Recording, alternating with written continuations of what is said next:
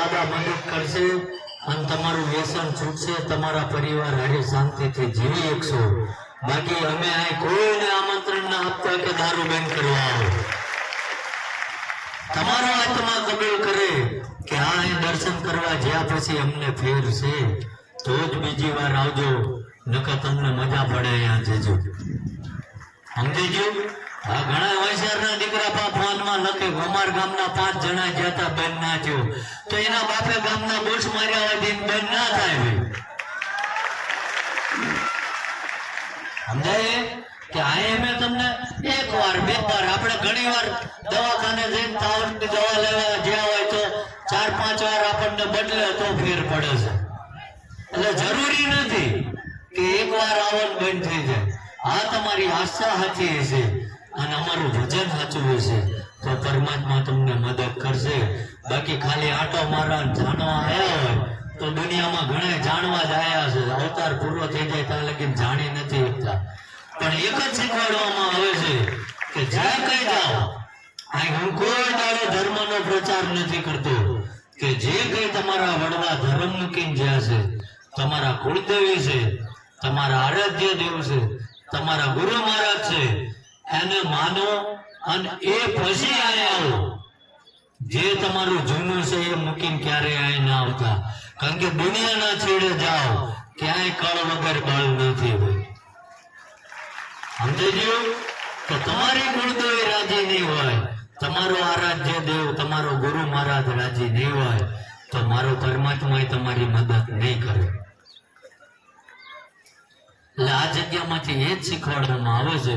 અને અત્યારે કદાચ તમે બધા આયા, હજુ સમય મળશે, મેં તો પરમાત્માને એક જ કીધું, કારણ કે અહીં જાહેરમાં હું બોલું છું કે આ જગ્યાથી ક્યારે હું અત્યારે તે આવું તો મેં ક્યારેય અહીંથી મારા પરિવાર ચલાવવા કે કોઈ દાડો મેં મારી ગાડીના પેટ્રોલના પૈસા આ મંદિરથી 50 પૈસા નથી લીધા। જે કઈ ચાલે છે એ મારી બાપ દાદાની મિલકત છે અને હું જે નોકરી કરું એ પગારના ગુજરાત મારા પરિવારનું એના ઉપરથી ચાલે છે। બાકી કોઈ તમને જગતમાં એવું કે બાપુએ અમારી પાસે 2000 રૂપિયા માગ્યા તે દાડે આ માથું ઉતારીને ભોળાનાથ ભગવાનની પૂજા ક્યારેય ખોટું નથી કર્યું। પણ એક પરમાત્માની દયા થઈ છે અને હું તમને બધાને શીખવું છું કે ક્યારે જોડાવા જશો તો પૈસાના દરડા નહીં થાય। એની માટે આજ તમે કોઈ આયા છો, મને બધી ખ્યાલ છે કે કોઈ દેવામાં ફસાઈ ગયો છે, કોઈને ધંધામાં છેતરવામાં આવ્યો છે, કોઈને વિશ્વાસમાં પૈસા આપ્યા એ પાછા નથી આવતા, પોતાનું ઘર ગુજરાન નથી ચાલતું તો એને કદાચ 1 કિલો ચોખા અપાઈ દેશો ને તો અહીં દર્શન કરવા આવવાની જરૂર નથી।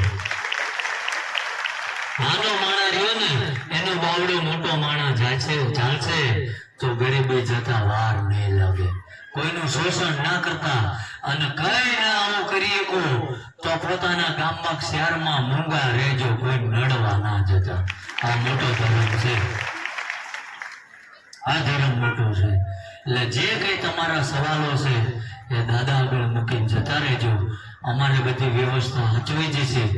એટલે પછી અમે જાહેરાત કરશું જેથી કરીને કોઈને ખોટો ધક્કો ના થાય। અને હું તો એવું કહું છું, મારો આત્મવિશ્વાસ એવો કહે કે મનની નાભીથી કગરીને જાઓ ને તો દાદા ફરીથી તમને આ ધક્કો નહીં ખાવા દે, તમારું કામ ખરેખર કરે। ખોટી મને મળેલી છે કામ થઈ જશે આવી ગ્રંથિ લઈને ના આવતા। હું તો એક મીડિયેટર છું, પરમાત્મા જે પ્રેરણા કરશે। કારણ કે જો હું ચમત્કારી હોત તો હું ટિફિન લઈને નોકરી કેમ જતો હોત।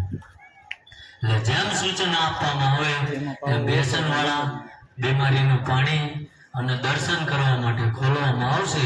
છેલ્લે એન્ડમાં જે કઈ સંતાન માટે આવ્યા હોય એના ઉપર વલમાં બોલાવવામાં આવશે।